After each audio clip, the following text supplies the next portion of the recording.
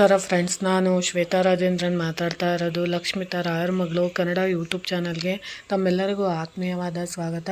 ಸ್ನೇಹಿತರೆ, ನಾನಿವತ್ತೊಂದು ಆರೋಗ್ಯಕ್ಕೆ ಸಂಬಂಧಪಟ್ಟಂಥ ಒಂದು ಸಣ್ಣ ಮಾಹಿತಿನ ತಿಳಿಸ್ಕೊಡ್ತಾ ಇದ್ದೀನಿ.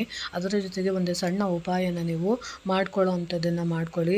ಯಾರಿಗೆ ಪದೇ ಪದೇ ರೋಗ ಬರ್ತಾ ಇದೆ, ಮನೆಗಳಲ್ಲಿ ತುಂಬ ಸಮಸ್ಯೆಗಳಿದೆ, ಅನಾರೋಗ್ಯದ ಸಮಸ್ಯೆಗಳಿದೆ, ಮಕ್ಕಳಿಗಿರ್ಬೋದು, ವಯಸ್ಸಾದಂಥವ್ರು ಇರ್ಬೋದು, ಅಥವಾ ತಂದೆ ತಾಯಿಗಳಿಗಿರ್ಬೋದು, ಅಥವಾ ನಿಮಗೆ ಗೊತ್ತಿಲ್ಲದಂಗೆ ನಿಮ್ಮಲ್ಲಿ ಅನಾರೋಗ್ಯ ಸಮಸ್ಯೆ ತುಂಬ ಒಳಗಾಗ್ತಾ ಇರ್ತೀವಿ.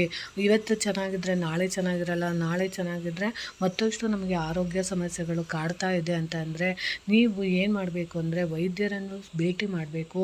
ಮಾತ್ರೆ ಟಾನಿಕ್ಗಳನ್ನು ಅವರು ಹೇಳಿದ ರೀತಿ ಅದನ್ನು ತಗೊಳ್ಳೋದ್ರ ಜೊತೆಯಾಗಿ ಭಾನುವಾರದ ಸಮಯದಲ್ಲಿ ಯಾರಿಗೆ ತುಂಬ ಅನಾರೋಗ್ಯದ ಸಮಸ್ಯೆ ಇದೆ ಅಂತ ಅನ್ನಿಸ್ತಾ ಇದೆ, ಕಷ್ಟ ಆಗ್ತಾ ಇದೆ, ನಮಗೆ ಜೀವನ ಮಾಡೋಕ್ಕೂ ಕಷ್ಟ ಆಗ್ತಾ ಇದೆ, ಅದರಿಂದ ನಾವು ಹೊರ ಬರಬೇಕು ಅಂತ ಬಯಸುವಂಥವ್ರು ಈ ಉಪಾಯನ ಮಾಡ್ಕೊಬೋದು.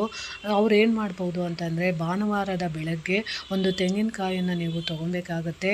ಆ ತೆಂಗಿನಕಾಯನ್ನು ಸೂರ್ಯದೇವನಿಗೆ, ಅಂದರೆ ಸೂರ್ಯ ಉದಯಿಸುವಂಥ ಟೈಮಲ್ಲಿ ನೀವು ಬೇಗನೆ ಎದ್ದು ಅವತ್ತಿನ ದಿನ ಸೂರ್ಯದೇವನಿಗೆ ಆ ತೆಂಗಿನಕಾಯಿಯನ್ನು ತೋರಿಸುವಂಥದ್ದು. ಪೂರ್ವಕ್ಕೆ ಮುಖ ಮಾಡಿ ನಿಂತು ಓಂ ಸೂರ್ಯಾಯ ಎಂದು, ಓಂ ಸೂರ್ಯಾಯ ನಮಃ ಅಂತ ಹೇಳಿ ಒಂದು 5 ಸಾರಿ ಹೇಳ್ಬಿಟ್ಟು ಅದನ್ನು ನೀವು ಪ್ರಾರ್ಥನೆ ಮಾಡಿಕೊಂಡು ಆ ತೆಂಗಿನಕಾಯಿಯನ್ನು ನೀವು ಒಡೆದು ಒಂದು ಬಟ್ಟಲಲ್ಲಿ ಆ ನೀರನ್ನು ಶೇಖರಣೆ ಮಾಡಿ ಇಟ್ಕೊಂಡು ಆ ನೀರನ್ನು ನೀವು ಓಂ ಸೂರ್ಯಾಯ ನಮಃ ಅಂತ ಹೇಳಿ ಒಂದು 4 ಗುಟುಕುಗಳನ್ನು ನೀರನ್ನು ನೀವು ಕುಡಿಯುವಂಥದ್ದನ್ನು ಮಾಡಬೇಕು.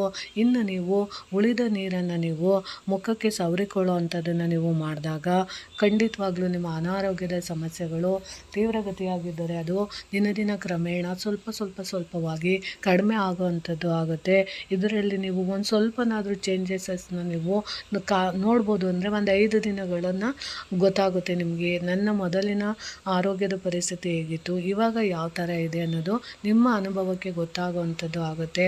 ಖಂಡಿತವಾಗ್ಲೂ ಈ ಸಣ್ಣ ಉಪಾಯನ ನನಗೆ ಗೊತ್ತಿರೋಂಥ ಮಾಹಿತಿನ ತಿಳಿಸ್ಕೊಟ್ಟಿದ್ದೀನಿ. ಈ ಮಾಹಿತಿ ಇಷ್ಟ ಆಗಿದೆ ಅಂದ್ಕೊತೀನಿ.